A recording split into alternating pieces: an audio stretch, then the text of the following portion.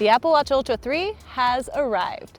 And while it might not look like a lot has changed, there's way more than meets the eye. Let's go on a journey. This is All Things Mobile.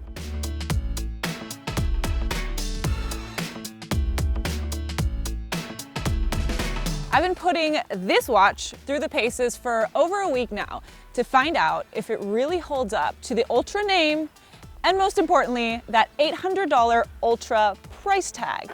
And I've come to the ends of the earth to prove it. The answer is a solid maybe, and I know that's not as satisfying as telling you yes or no, but I promise you by the end of this hike, you will know whether it's a yes or no for you, because only you can make that call. And a lot of the features that I'm about to talk about are not exclusive to the Ultra 3. So let's talk about the ones that are unique to the Ultra 3, and in this case the big one is satellite connectivity. Now if you remember, the iPhone got this a while back, and it basically puts you back on the map even when you're off the grid without cellular connectivity. Now imagine the potential of this feature on a smartwatch that's actually strapped to your wrist 24/7. This not only means being able to call the emergency services and share your location if you're lost, it also means that it becomes your only lifeline if, for example, crash or fall detection gets triggered and you have no way to send out that cry for help yourself. Now, despite the name of this trail, I'm not actually off the grid today because I wouldn't be able to show you all the other features on the watch, but I can show you a demo of how this works. And the first thing we have to do is get away from the trees. And this looks like the perfect spot, so let's get it going. I'm not gonna show you any of the safety demos right now. I'm just gonna show you what it's like to connect to a satellite. And because the satellites aren't static, sometimes we have to wait for one to come above us or move around a little bit to lock in. And kind of follow it around. So I'm going to look at what it tells me to do and just follow instructions. And there it is.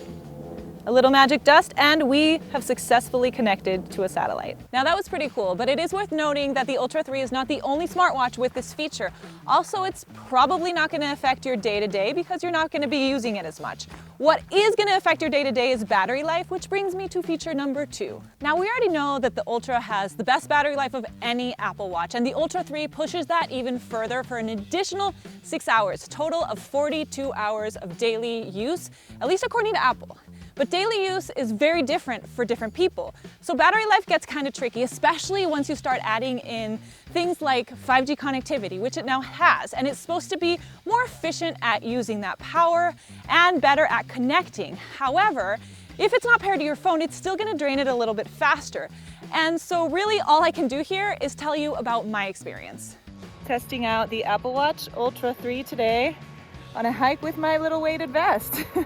I got anywhere between 45 and 49 hours. That's roughly 2 days, which for me meant one 90-minute hike, not off the grid because I was taking video with my phone, so they were paired, one casual work day where I was checking my messages in Slack, followed by 2 nights of sleep tracking.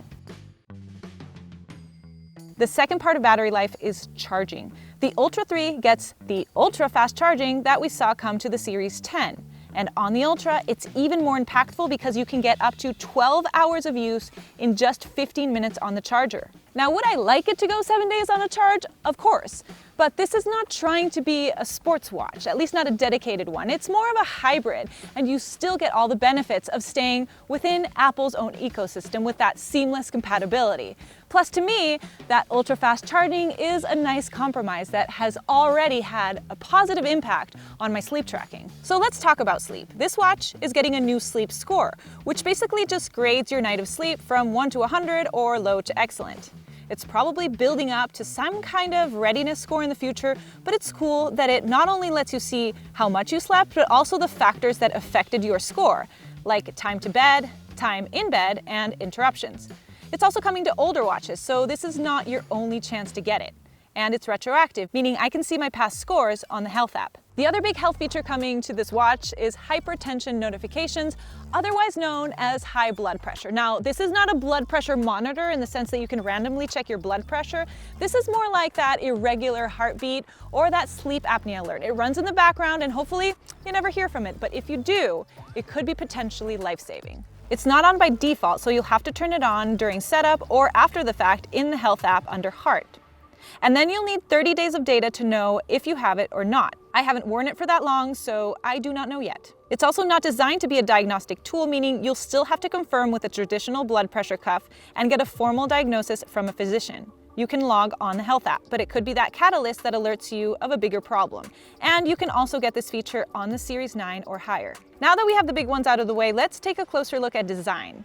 This very much still screams Ultra. And coming off the Series 11 feels a lot heavier on my wrist because it's twice as heavy, even though it stays pretty much the same as its predecessor in terms of weight. And its titanium case is also now 3D printed, but you would never know this because it looks so good. And it also comes in a black finish.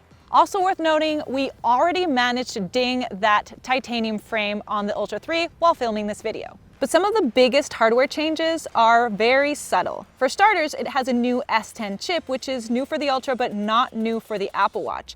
It's the same as last year's Series 10, and it's the same one that's now on the Series 11 and the SE3, which is still really good and holds up, but it's a year old at this point, so take that as you will. I have noticed a few glitches with my Waypoint watch face because it's constantly using that compass feature, but otherwise, my experience has been pretty smooth.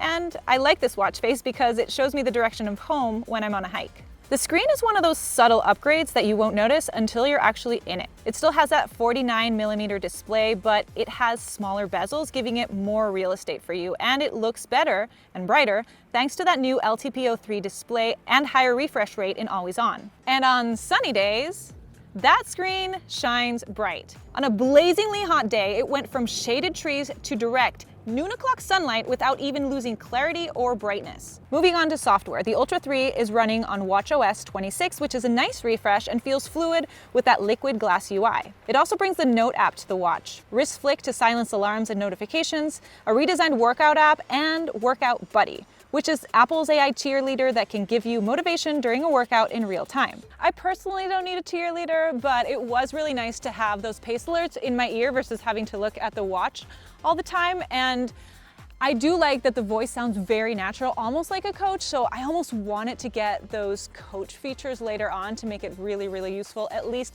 to me. Then there's the fact that it does have to be paired to a headset with an Apple Intelligence enabled phone because it needs the phone for processing power. So is the Apple Watch Ultra 3 for me? Personally, no. It's perfect for this type of scenario, but I need something that can go with me from the hike to the office to the dinner later, and this one's just a little too bulky on my wrist. But if you have a larger wrist or you actually want that rugged look on the Apple Watch, it could be the perfect fit for you.